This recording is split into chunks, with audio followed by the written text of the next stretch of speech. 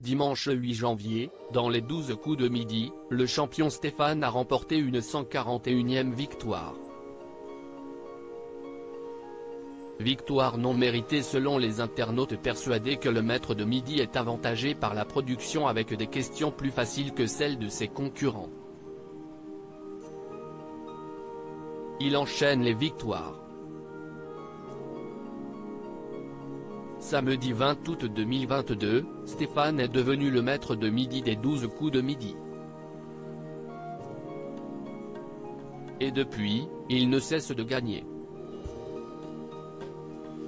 Il a déjà remporté 544 643 € de gains, notamment en découvrant 5 étoiles mystérieuses.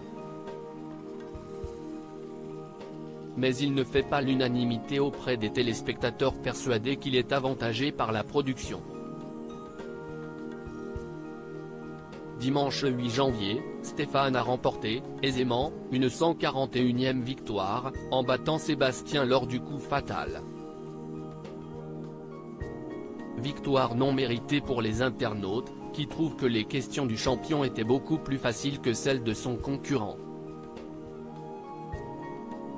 Que font les Japonais quand ils disent très fort à Couchon, a par exemple demandé Jean-Luc Reichmann à Sébastien qui n'a pas trouvé la bonne réponse, qui était « ils éternuent ». Stéphane a eu comme question « quel liquide salé coule des yeux quand on pleure ? Les larmes ?» a-t-il répondu.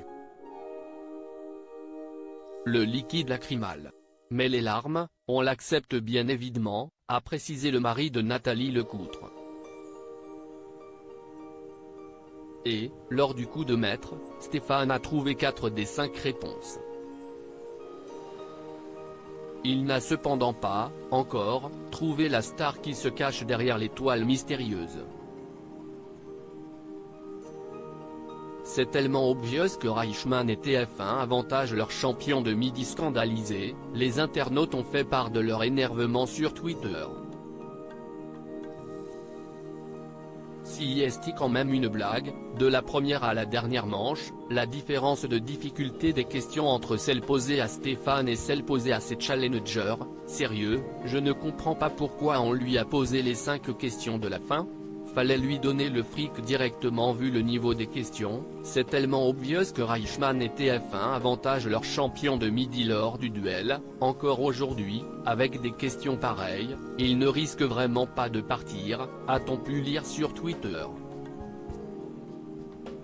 Ça reste à prouver.